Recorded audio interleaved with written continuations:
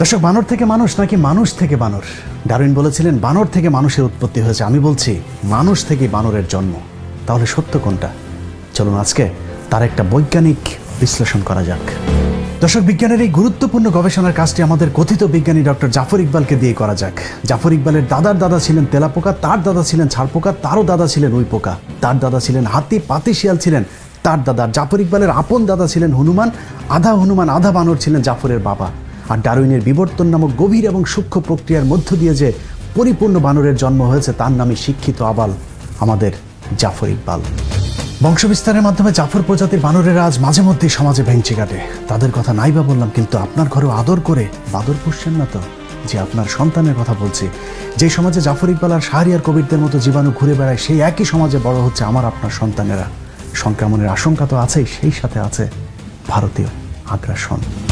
দর্শক, 1971 সালে চুক্তিভিত্তিক মুক্তিযুদ্ধের মাধ্যমে আমাদের দেশকে ধর্মহীন এক রাষ্ট্র বানানোর গভীর যে চক্রান্ত ভারত শুরু করেছিল, তার শেষের কাজটা করছেন শেখ হাসিনার হাত ধরে। আমাদের রাজনীতি, অর্থনীতি, পুলিশ বাহিনী, সেনাবাহিনী ধ্বংসের পাশাপাশি আমাদের ধর্মটাকেও ধ্বংস করে দেওয়ার গভীর এক চক্রান্ত চলছে আমাদের অজান্তেই। এটা একাদশ জাতীয় সংসদের ধর্ম মন্ত্রণালয় সম্পর্কিত স্থায়ী কমিটির একটি সরকারি নথি, যেখানে ওয়াজ মাহফিল বন্ধের জন্য একটি সুপারিশ পাঠানো হয়েছে সব জেলাগুলোতে।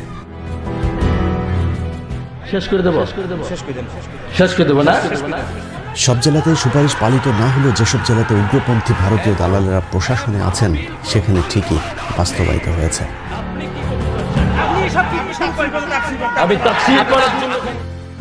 চরম মুসলিম বিদ্বেষী সরকারি কর্মকর্তা সাতক্ষীরা জেলার সহকারী কমিশনার ইন্দ্রজিৎ সাহা স্বাক্ষরিত একটি চিঠিতে দেখা যায়, সাতক্ষীরা জেলার পুলিশ সুপার সহ সকল উপজেলা নির্বাহী অফিসার ও সাতক্ষীরার সকল থানার ভারপ্রাপ্ত কর্মকর্তাদেরকে উক্ত নির্দেশ পালন করতে বলা হয়েছে। তাহাজ্জুদি প্রধানমন্ত্রীর দেশের ধর্ম মন্ত্রণালয়ের এমন সিদ্ধান্তের অজুহাত হিসেবে শব্দ দূষণকে দাঁড় করানো হলেও চিঠিতে সুনির্দিষ্টভাবে শুধুমাত্র ওয়াজ মাহফিলে মাইক বাজানোর ব্যাপারে আপত্তি তোলা হয়েছে। এখন প্রশ্ন হলো, শব্দ দূষণ কি শুধুই ওয়াজ মাহফিলের মাইক থেকেই হয়?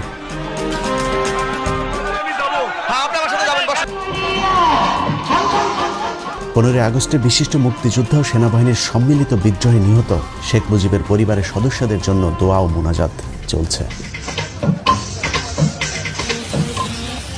যাই হোক, আওয়ামী লীগের ধর্ম আলাদা, তাদের নবীও আলাদা। যৌক্তিক কারণে তাদের মোনাজাতের ধরন আলাদা হবে, সেটাই স্বাভাবিক। কিন্তু সমস্যা হলো, এখানেও তো উচ্চ শব্দে মাইক বাজানো হয়েছে, সেটা নিয়ে তো কোনো সমস্যা হয়নি।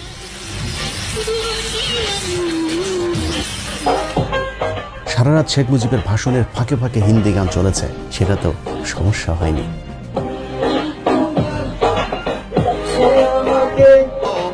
সমস্যা হয়নি বাংলাদেশের ভেতরে ভারতীয় জাতীয় সঙ্গীত বাজানোতেও।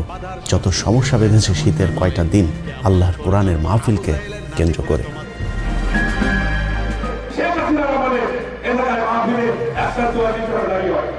সরকার এরই মধ্যে বেশ কিছু জনপ্রিয় আলেমকে কালো তালিকাভুক্ত করেছে। যে কজন ময়দানে আছে তাদের উপরেও মাঝে মধ্যেই ঘটছে হামলার ঘটনা।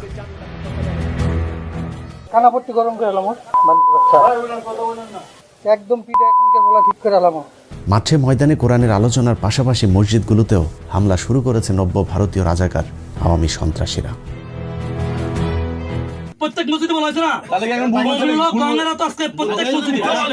জুমার খুতবাকেও আওয়ামী লীগ নিজেদের প্রতিপক্ষ হিসেবে দাঁড় করিয়েছে। আলেমদের বয়ানে মূর্তির বিরুদ্ধে কথা বলার কারণে দেশের বিভিন্ন স্থানে মসজিদে হামলাও করেছে শেখ মুজিবের আদর্শের সন্তানেরা। চাঁদপুরের অনুসন্ধান টিভি নামে একটি ইউটিউব চ্যানেলের অনুসন্ধানে বলা হয়, স্থানীয় আওয়ামী লীগ নেতা তার ক্যাডারদের দিয়ে মসজিদে আগুন দিয়ে মসজিদের অবকাঠামো সহ পবিত্র কোরআন পুড়িয়েছে। মসজিদ কিংবা ঘরের বাইর কোথাও আজ নিরাপদ নেই বাংলার মুসলমানেরা। কোরআনের আলোচনার ছোট ছোট ঘরোয়া সভাগুলো থেকেও মানুষকে ধরে বলা হচ্ছে নাশকতার ষড়যন্ত্রকারী। মাদ্রাসায় বিক্ষিপ্ত কিছু ঘটনাকে পুঁজি করে মাদ্রাসা শিক্ষা ব্যবস্থা বন্ধের গভীর এক চক্রান্ত শুরু করেছে আওয়ামী ধর্মবিদ্বেষীরা। চাঁদপুরের কচুয়া থানার সাতবাড়িয়া গ্রামে তালিমুল কোরআন ওয়াল হিকমা কওমি মাদ্রাসায় পরিকল্পিতভাবে এক মাদ্রাসার শিক্ষককে পেটানো হয়েছে বলৎকারের অভিযোগ তুলে। এই ঘটনাটিকে বাংলাদেশের নাস্তিকপন্থী গণমাধ্যম ফলাও করে প্রচারও করেছে। কিন্তু পরে জানা যায় আওয়ামী সন্ত্রাসীরা পরিকল্পিতভাবে সেই মাদ্রাসার শিক্ষকের উপর হামলা করেছে।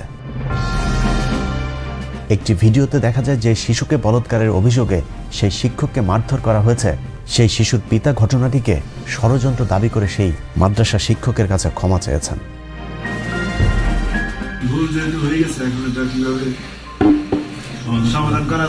এসব সাজানো নাটককে গণমাধ্যম ফলাও করে প্রচার করলেও ঘটনার ভেতরের ঘটনা যখন ফাঁস হয় তখন গণমাধ্যম চুপ থাকে। এভাবে আয়ামে জাহিলিয়াতের চাইতে ভয়ঙ্কর হয়ে উঠেছে গত 1 বছরের আওয়ামী জাহিলিয়াতের যুগ। দর্শক, এসব তো আমাদের চোখের সামনেই ঘটছে, এর বাইরেও এমন অনেক কিছুই ঘটছে যার কোনো কিছুই আমরা জানি না। না জানার কারণে অজানা এক অন্ধকারের দিকে ধাবিত হচ্ছে আমরা, আমাদের দেশ, ধর্ম, সেই সাথে আমাদের ভবিষ্যৎ প্রজন্ম। বাংলাদেশ থেকে ইসলামকে ধ্বংস করে দেওয়ার চক্রান্তের অংশ হিসেবে বাংলাদেশের শিক্ষা ব্যবস্থায় নাস্তিক্যবাদ প্রতিষ্ঠার লক্ষ্যে 2013 সালে প্রফেসর মোহাম্মদ মোস্তফা কামাল উদ্দিনকে সরিয়ে ভারতীয় এজেন্ট নারায়ণ চন্দ্র সাহাকে জাতীয় শিক্ষাক্রম ও পাঠ্যপুস্তক বোর্ডের চেয়ারম্যান নিযুক্ত করা হয়। আর বোর্ডের সম্পাদনার দায়িত্বে আছেন ডাক্তার সৌমিত্র চক্রবর্তী, তার সাথে আছেন মেড ইন ইন্ডিয়ান মাল জাফর ইকবাল। ভারতীয় 3 দালাল মিলেই বাংলাদেশের শিক্ষার্থীদের চরম কৌশলে মগজ ধুলাই করে ইসলাম বিদ্বেষী বানানোর এজেন্ডা বাস্তবায়ন শুরু করেছে। শিক্ষার নামে কুশিক্ষা দিয়ে কিভাবে শিক্ষার্থীদের মগজ ধুলাই করা হচ্ছে সেটা একটু দেখা যাক। 2014 সাল থেকে নবম দশম শ্রেণীর সাধারণ বিজ্ঞান, জীববিজ্ঞান থেকে শুরু করে একাদশ, দ্বাদশ, অনার্স পর্যন্ত নতুন একটি অধ্যায় চালু করা হয়েছে, যে অধ্যায়ে ডারউইনের বিবর্তনবাদ শিক্ষা দেওয়া হচ্ছে। এই অধ্যায়ের মূল বিষয় হলো মানুষ একসময় বানর, শিম্পাঞ্জি থেকে বনমানুষ হয়ে তারপর সেখান থেকে আধুনিক মানুষে রূপ নিয়েছে। এই আজগুবি কথা আমরা দীর্ঘদিন ধরে শুনে আসলেও এবার কৌশলে সেটাকে বৈজ্ঞানিক সত্য হিসেবে প্রতিষ্ঠিত করবার চেষ্টা চলছে। নবম দশম শ্রেণীর সাধারণ বিজ্ঞান বইয়ের 100 নম্বর পৃষ্ঠায় পৃথিবী উৎপত্তির এক কাল্পনিক ধারণা দেওয়া হয়েছে। সেই পৃষ্ঠায় বলা হয়েছে খ্রিস্টপূর্ব 4র্থ শতাব্দীতে গ্রিক দার্শনিক অ্যারিস্টটল প্রমাণ করেন যে জীবজগতের বিভিন্ন জীবের ভেতর এক শ্রেণীর জীব অন্য শ্রেণীর জীব হতে অপেক্ষাকৃত উন্নত এবং জীবগুলো তাদের পূর্বপুরুষ থেকে উৎপত্তি লাভ করে বিবর্তন বা অভিব্যক্তির মাধ্যমে ক্রমাগত পরিবর্তিত ও রূপান্তরিত হয়ে বর্তমান রূপ ধারণ করেছে। বিবর্তন একটি মন্থর এবং চলমান প্রক্রিয়া এবং এই প্রক্রিয়ার মাধ্যমে গঠনগত সরল জীবন থেকে জটিল জীবনের উৎপত্তি ঘটেছে। বইয়ের 101 নম্বর পৃষ্ঠায় উল্কা পিণ্ড থেকে তারপর তাপ বিকিরণের মধ্য দিয়ে মেঘ, তারপর সমুদ্র, সেখান থেকে প্রাণী উদ্ভিদ জগতের আজগুবি উদ্ভবের এক বর্ণনা দেওয়া হয়েছে। কিন্তু সমুদ্রের পানি থেকে কিভাবে মানুষ ও প্রাণী জগৎ, উদ্ভিদ জগতের জন্ম হলো তার বৈজ্ঞানিক কোনো ব্যাখ্যা নেই তাদের তত্ত্বে। বইয়ের পরের পৃষ্ঠা অর্থাৎ 101 নম্বর পৃষ্ঠায় উল্কা পিণ্ড থেকে জন্ম নেওয়া পৃথিবীতে কিভাবে মানুষের জন্ম হলো সেটারও এক অদ্ভুত চিত্র আঁকা হয়েছে। সেখানে দেখানো হয়েছে carbon dioxide, nitrogen, hydrogen, methane, ammonia, জলীয় বাষ্প, অ্যামাইনো অ্যাসিড, সেখান থেকে নিউক্লিক অ্যাসিড, প্রোটিন, নিউক্লিয় প্রোটিন, প্রোটোভাইরাস, ভাইরাস, ব্যাকটেরিয়া, সেখান থেকে প্রোটোজোয়া, তারপর বহুকোষী জীব, আর সেখান থেকেই উদ্ভিদ আর প্রাণীর জন্ম হয়েছে। বিবর্তনবাদের পক্ষে যুক্তি দেখাতে গিয়ে বইয়ের 103 নম্বর পৃষ্ঠায় কয়েকটি পশু পাখির সাথে মানুষের অস্থির তুলনা করে বলা হয়েছে বিবর্তনের মাধ্যমে এদের আকৃতির পরিবর্তন ঘটলেও এরা সবই এক জাত। কথিত বিবর্তনবাদের মাধ্যমে যে বিষয়টি শিক্ষার্থীদের শেখানোর চেষ্টা করা হচ্ছে তা হলো বানর কিংবা শিম্পাঞ্জি থেকে মানুষের জন্ম হয়েছে। প্রসঙ্গতই শিক্ষার্থীদের মনে প্রশ্ন আসতে পারে, তাহলে বানর বা শিম্পাঞ্জির মতো মানুষের লেজ কেন নেই? সে বিষয়টি পরিষ্কার করতে বইয়ের 104 নম্বর পৃষ্ঠায় একটি চিত্র এঁকে বোঝানো হয়েছে বাহ্যিকভাবে মানুষের লেজ না থাকলেও মেরুদণ্ডের শেষ প্রান্তে কক্সিক্স নামক একটি অঙ্গ বা লেজ আছে। জাফর ইকবাল, শাহরিয়ার কবির, মুনতাসির মামুনদের প্যান্ট খুলে চেক করলে হয়তো সেটার অংশবিশেষ পেলে পাওয়াও যেতে পারে। কোমলমতি শিক্ষার্থীদের কত বড় ডাহা মিথ্যা শিক্ষা দেওয়া হচ্ছে তার প্রমাণ বইয়ের 112 নম্বর পৃষ্ঠায়, যেখানে বলা হয়েছে পৃথিবীর সকল বিজ্ঞানীদের নিয়ে নাকি একটি জরিপ করা হয়েছিল। সেই জরিপে বিজ্ঞানীদের প্রশ্ন করা হয়েছিল পৃথিবীর এই পর্যন্ত যত বৈজ্ঞানিক তত্ত্ব বের হয়েছে তার মধ্যে সর্বশ্রেষ্ঠ তত্ত্ব কোনটি। সব বিজ্ঞানী নাকি বলেছেন সর্বশ্রেষ্ঠ তত্ত্ব ডারউইনের বিবর্তন তত্ত্ব। একই ভৌতিক দাবি কথিত বিজ্ঞান মনস্ক লেখক জাফর ইকবাল নিজেও প্রচার করে চলেছেন। পৃথিবীর সমস্ত সায়েন্টিস্ট মিলে ঠিক করেছেন যে ডারউইনের বিবর্তনের যে থিওরি সেটা হচ্ছে যে পৃথিবীর সবচেয়ে গুরুত্বপূর্ণ সায়েন্টিফিক থিওরি। জাফর ইকবালের এই তথ্য কত বড় ধোঁকাবাজি তার প্রমাণ নিউ ইয়র্ক টাইমসের 2016 সালের 21শে ফেব্রুয়ারি পত্রিকার একটি প্রতিবেদন, যেখানে 514 জন বিজ্ঞানী ডারউইনের বিবর্তন মতবাদের বিরুদ্ধে একটি পিটিশনে স্বাক্ষর করবার খবর ছাপা হয়েছে। পিটিশনে স্বাক্ষর করা বিজ্ঞানীদের মধ্যে 76 জন রসায়ন ও 63 জন পদার্থবিজ্ঞানী রয়েছেন, যারা MIT, Cambridge University, Berkeley University, Pennsylvania University, the University of Georgia, Ohio University, the University of ওয়াশিংটনের মতো পৃথিবীর শীর্ষস্থানীয় বিশ্ববিদ্যালয়ের গবেষক। একাদশ দ্বাদশ শ্রেণী জীববিজ্ঞান বইয়ের সবচেয়ে ডাহা মিথ্যা তথ্যটি 278 নম্বর পৃষ্ঠায়, যেখানে বলা হয়েছে বিবর্তন যে শুধু প্রাকৃতির কোলেই ঘটে তা নয়, গবেষণাগারে পরীক্ষামূলকভাবে নাকি বিবর্তন ঘটানো সম্ভব হয়েছে, আর এটিকেই তারা বলছে বিবর্তনের বাস্তবতার প্রমাণ।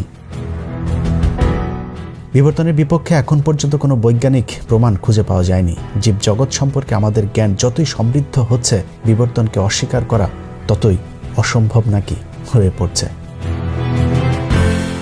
অথচ বাংলাদেশের পাঠ্যপুস্তকের দাবি অনুযায়ী পৃথিবীর কোনো বিজ্ঞানী আজ পর্যন্ত তাদের গবেষণাগারে বানর থেকে মানুষ রূপান্তর তো দূরের কথা, বানর থেকে একটি ক্ষুদ্র পিঁপড়াও তৈরি করে দেখাতে পারেনি।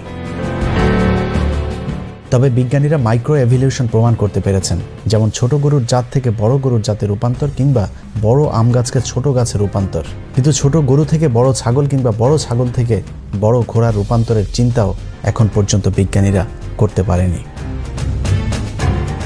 অথচ বাংলাদেশের কথিত বিজ্ঞানী ডক্টর জাফর ইকবালরা সেই মাইক্রো এভলিউশন বা বিবর্তনকে ম্যাক্রো এভলিউশন হিসাবে পাঠ্য বইয়ে শিক্ষার্থীদের পড়াচ্ছে। এত কিছুর পরেও যদি কিন্তু সম্ভবত হতেও পারে ধারণা করা হয়, এরকম হাস্যকর অনেক কৌতুকে ভরপুর বর্তমান মাধ্যমিক, উচ্চ মাধ্যমিকের বিজ্ঞান শিক্ষার বইগুলো, যা বিজ্ঞানের সাথে পুরোপুরি সাংঘর্ষিক। নবম দশম শ্রেণীর জীববিজ্ঞান বইয়ের দ্বাদশ অধ্যায়ে জীবের বংশগতি ও বিবর্তন বোঝাতে গিয়ে শিম্পাঞ্জি, ওরাংওটাং ও ম্যাকক বানরের সাথে মানুষের মাথার খুলির একটি চিত্র আঁকা হয়েছে, যেখানে শিক্ষার্থীদের পড়ানো হচ্ছে জীবজগতের মধ্যে বিভিন্ন শ্রেণী বর্তমান এবং তারা তাদের পূর্বপুরুষ থেকে উদ্ভূত হয়ে বিবর্তন বা ক্রমবিকাশের মাধ্যমে ক্রমাগত পরিবর্তিত রূপান্তরিত হয়ে বর্তমান রূপ ধারণ করেছে। তার মানে কুকুর বানরের মতো মানুষও কোনো একটা প্রাণী থেকে জন্ম নিয়ে আজকের এই রূপ ধারণ করেছে। জীববিজ্ঞান বইয়ের 272 নম্বর পৃষ্ঠায় একটি চিত্র এঁকে দেখানোর চেষ্টা করা হয়েছে কিভাবে হাঁস, পাখি, মাছ, গাছের মতো একইভাবে ব্যাকটেরিয়া থেকে মানুষের উৎপত্তি হয়েছে। একাদশ দ্বাদশ শ্রেণীর জীববিজ্ঞান দ্বিতীয় পত্রের 471 নম্বর পৃষ্ঠায় জিন তত্ত্ব বিবর্তন বোঝাতে গিয়ে সমবৃত্তীয় অঙ্গের একটি সংজ্ঞা দেওয়া হয়েছে, যেখানে বলা হয়েছে যেসব অঙ্গ কার্যতভাবে একই ধরনের কিন্তু উৎপত্তি ও গঠনগতভাবে পৃথক তাদেরকে সমবৃত্তীয় অঙ্গ বলে। যেমন পতঙ্গ, পাখি ও বাদুড়ের ডানা, মৌমাছি ও কাঁকড়া বিছার হাল, মাছের পাখনা ও তিমি মাছের ফ্লিপার, অক্টোপাসের চোখ ও মানুষের চোখ ইত্যাদি। অর্থাৎ ঘুরে ফিরে কথা একটাই, সেটা হলো মানুষ এবং অন্যান্য প্রাণীর মধ্যে কোনো পার্থক্য নেই, সবার উৎপত্তি একই জায়গা থেকে হয়েছে। একই পৃষ্ঠায় বলা হয়েছে মানুষের দেহে 100টি নিষ্ক্রিয় অঙ্গ আছে, যেগুলো নাকি মানুষের পূর্বপুরুষদের ক্ষেত্রে সক্রিয় ছিল, এখন তা নিষ্ক্রিয় এবং বিবর্তনের সাথে সাথে কোনো এক সময় সেগুলো বিলুপ্ত হতেও পারে। অথচ আধুনিক চিকিৎসা বিজ্ঞানও আজ পর্যন্ত মানবদেহের কোনো অঙ্গকেই অপ্রয়োজনীয় মনে করার দাবি করেনি। বইয়ের 473 নম্বর পৃষ্ঠায় শরীরবৃত্তীয় প্রমাণের অধ্যায়ে একেবারে বৈজ্ঞানিকভাবে প্রমাণ করা হয়েছে মানুষের আদি পিতা বানর। নারায়ণচন্দ্র আর জাফর ইকবালেরা তাদের বইতে লিখেছেন, বানর, নরবানরও মানুষের শরীরে ট্রিপসিন পরীক্ষা করলে দেখা যায় এদের রাসায়নিক উপাদান ও কর্মপদ্ধতি একই রকম। বানরের রক্তের সাথে গ্লাসিয়াল অ্যাসিটিক অ্যাসিড মিশ্রিত করে উত্তপ্ত করলে স্ফটিক আকারে পরিণত হয়। এই স্ফটিকগুলোকে হিমোগ্লোবিন স্ফটিক বলা হয়। দেখা গেছে মানুষের হিমোগ্লোবিন স্ফটিকের আকার হুবহু দেখতে বানরের হিমোগ্লোবিন স্ফটিকের মতোই। ঘোড়া ও কুকুরের হিমোগ্লোবিন স্ফটিকের আকার আবার ভিন্ন। এতে প্রমাণিত হয় যে মানুষ ও বানর নিকট আত্মীয়। বানরের পূর্বপুরুষ থেকে ক্রমবিকাশের মাধ্যমে মানুষের সৃষ্টি হয়েছে। তার মানে মানুষের আদি পিতা বানর। ডিগ্রি দ্বিতীয় বর্ষের প্রাণীবিজ্ঞানে ল্যামার্কিজম ও ডারউইনবাদের পূর্ণাঙ্গ আলোচনা করা হয়েছে। এ অধ্যায় বিবর্তনের মাইক্রো, ম্যাক্রো ও মেগা এই 3টি ধাপ সংযোজন করা হয়েছে। এ অধ্যায়ে গ্রেগরির মানুষ উদ্ভাবনের তত্ত্বটি আলোচনা করা হয়েছে, যেখানে বলা হয়েছে মানুষ যে বংশ থেকে উৎপন্ন হয়েছে তা সম্ভবত ছিল বড় মস্তিষ্ক বিশিষ্ট অ্যানথ্রোপয়েড বা নরবানর। এরা দেখতে অনেকটা শিম্পাঞ্জি ও গেরিলা দলের মতো ছিল, অর্থাৎ এখানেও বানর, গেরিলা, শিম্পাঞ্জি থেকে মানুষের উদ্ভবের কথা বলা হয়েছে। মানুষের আগের জাতের চেয়ে বর্তমান জাতের মাঝে কিছু পরিবর্তন বা বিবর্তনের কথা বলা হয়েছে। সেগুলি হলো, আগে মানুষ খাড়া হয়ে চলতে পারত না, হাত পা লম্বায় সমান ছিল, অর্থাৎ মানুষও বানরের মতোই 4 হাত পায়ে ভর দিয়ে হাঁটত।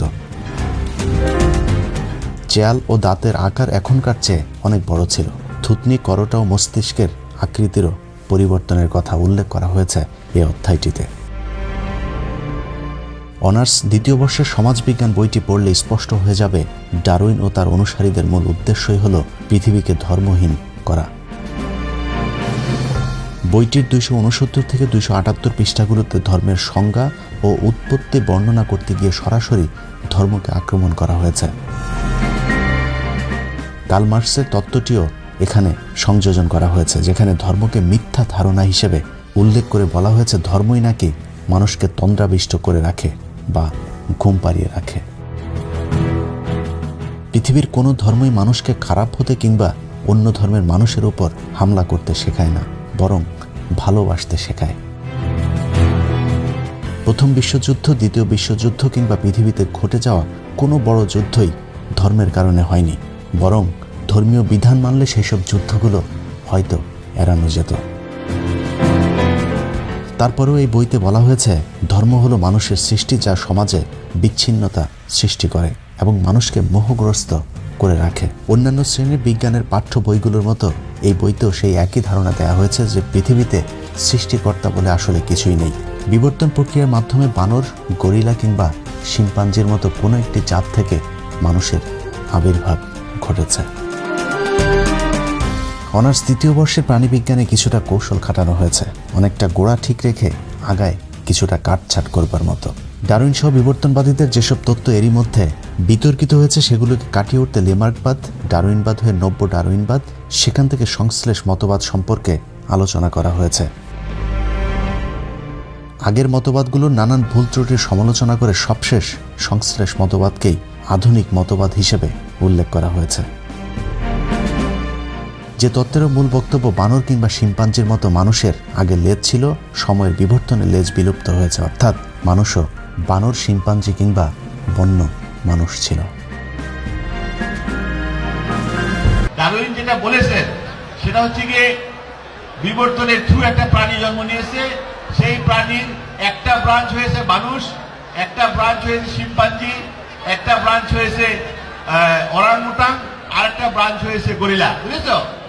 অলরাইট, এবং তাদের একটা ব্রাঞ্চ হয়েছে বানর। কাজে বানর এবং মানুষ একই প্রাণী থেকে ইভলভ করেছে, বুঝেছো? বুঝেছো দর্শক, মানুষের আদিপিতা বানর কিনা সেটা বৈজ্ঞানিকভাবে এখনো প্রমাণ হয়নি, কিন্তু জাফর ইকবালের আদিপিতা যদি বানর হয়েও থাকে, তারপরে অনর হয়ে আমি বলবো মহান রাব্বুল আলামিন আমাকে সৃষ্টি করেছেন, আমি আশরাফুল মাখলুকাত। পবিত্র কোরআনের আরেকটি বিশেষ নাম হচ্ছে এটা একটি বৈজ্ঞানিক কোরআন। পবিত্র কোরআনের অসংখ্য আয়াত আছে যেখানে পৃথিবীর সৃষ্টির রহস্য সহ বিভিন্ন ধরনের বৈজ্ঞানিক আলোচনা করা হয়েছে।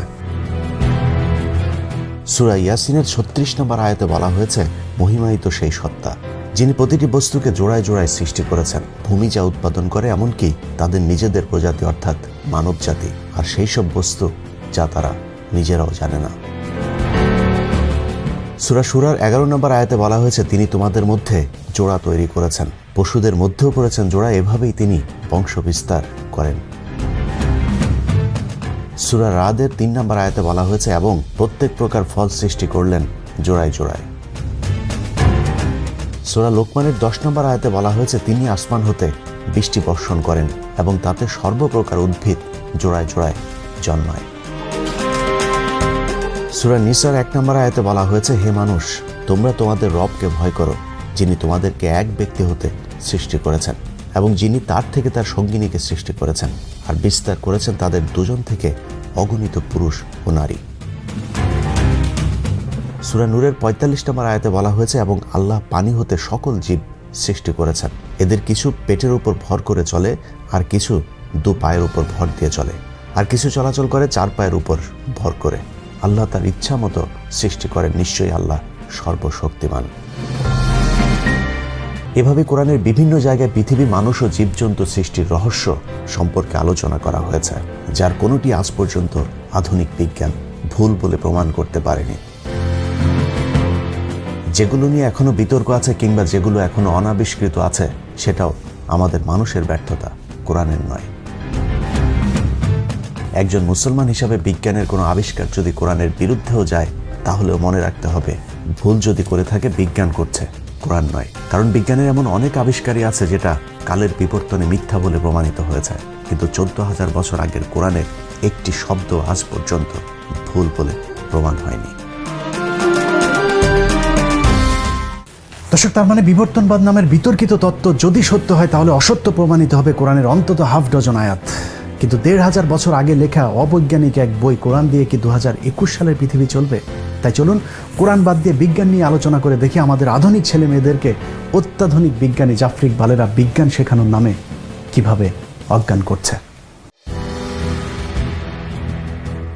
নবম শ্রেণী থেকে অনার্স পর্যন্ত আমাদের দেশের জাতীয় পাঠ্যপুস্তকের এতক্ষণের আলোচনা যদি পর্যালোচনা করা হয়, তাহলে যা দাঁড়াবে তা হলো ভাইরাস থেকে ব্যাকটেরিয়া, তারপর প্রোটোজোয়া হয়ে বহুকোষী, সেখান থেকে প্রাণী জগৎ ও উদ্ভিদ জগতের জন্ম হয়েছে। বৈজ্ঞানিকভাবে কোনো ব্যাখ্যা না দিয়েই বলা হয়েছে কোনো না কোনো একভাবে প্রাণী তার প্রাণ পেয়েছে, আর সেই প্রাণীর মধ্য থেকে কোনো একটি প্রাণী থেকে বানর, শিম্পাঞ্জি, গেরিলা, ওরাংওটাং এবং মানুষ উৎপত্তি হয়েছে। মানুষেরও বানর ও শিম্পাঞ্জির মতো কোনো এক সময় লেজ ছিল। বিভিন্ন বিবর্তনের মাধ্যমে মানুষ বর্তমান লেজবিহীন রূপ পেয়েছে। আধুনিক মানুষের ঠিক আগের প্রজাতিকে ক্রোম্যাগনন এবং তার ঠিক আগের প্রজাতিকে বলা হয়েছে নিয়েন্ডারথাল প্রজাতি। নিয়েন্ডারথাল প্রজাতির মানুষের উৎপত্তি দাবি করা হয়েছে 1 লাখ বছর পূর্বে। তাদের যুক্তি হিসেবে 1865 সালে পাওয়া 75,000 বছর আগের পাওয়া মানুষের একটি জীবাশ্মকে তুলে ধরা হয়েছে, এবং সেটাকেই নিয়েন্ডারথাল প্রজাতির মানুষের সবশেষ জীবাশ্ম হিসাবে দাবি করা হয়েছে। অর্থাৎ 75,000 বছরের পরে নিয়েন্ডারথাল প্রজাতির মানুষের অস্তিত্ব পৃথিবীতে ছিল না। এর পরের প্রজাতি হিসাবে দাবি করা হয়েছে ক্রোম্যাগনন। তাদের বিলুপ্তির কথা বলা হয়েছে এখন থেকে 10,000 বছর পূর্বে। অর্থাৎ 75,000 বছর থেকে 10,000 বছরের এর মাঝামাঝি কোনো একটা সময় আধুনিক মানুষের উৎপত্তি হয়েছে। সেটা হতে পারে 75,000 বছর আগে, হতে পারে 10,000 বছরের ঠিক আগে। তাদের সেই দাবি অনুযায়ী আধুনিক মানুষের বয়স হয়তো 30,000 বছর আগের। এবার দেখা যাক তাদের সেই যুক্তি কতটা সত্যি। 2018 সালের জানুয়ারি 26 তারিখে ইউএস জার্নালের এক প্রবন্ধে 1,74,000 থেকে 1,88,000 বছরের পুরাতন মানুষের একটি জীবাশ্ম আবিষ্কারের কথা বলা হয়েছে। 2017 সালের জুনের 10 তারিখে স্টিফেন অ্যান্ডারসন তার এক প্রবন্ধে লিখেছেন, 3 lakh years old human fossil found in Morocco challenge our understanding of evolution. অর্থাৎ 3 লাখ বছর আগে পাওয়া মানুষের দেহের ধ্বংসাবশেষ বর্তমান বিবর্তনবাদীদেরকে চ্যালেঞ্জ ছুড়ে দিয়েছে। নিউ চায়না 2019 সালের জানুয়ারির 2 তারিখে একটি রিপোর্ট প্রকাশ করেছে, যেখানে 90 বছর আগের মানুষের একটি দেহাবশেষের ছবি দেয়া হয়েছে। এভাবে একের পর এক আধুনিক মানুষের জীবাশ্মের আবিষ্কার বিবর্তনবাদীদের 10,000 থেকে 75,000 বছরের মধ্যে আধুনিক মানুষের উৎপত্তি এমন ধারণাকে লণ্ডভণ্ড করে দিচ্ছে। এর বাইরেও ডারউইনবাদীরা বিবর্তনের যে কটি মূল যুক্তি দাঁড় করিয়েছে, তার সবকটি বৈজ্ঞানিকভাবে মিথ্যা প্রমাণিত হয়েছে। বিবর্তনবাদীদের সবচেয়ে প্রধান দাবিটির মূল উপড়ে দিয়েছেন কেভিন অ্যান্ডারসন। বিখ্যাত এই জীববিজ্ঞানী তার প্রবন্ধে লিখেছেন, জীবন আসে জীবন থেকে, এটা জীববিজ্ঞানের প্রধান মৌলিক নিয়ম। কিন্তু বিবর্তনবাদ সেই মৌলিক নিয়মকেই লঙ্ঘন করেছে। নিষ্প্রাণ বস্তু থেকে কখনোই প্রাণ আসে না।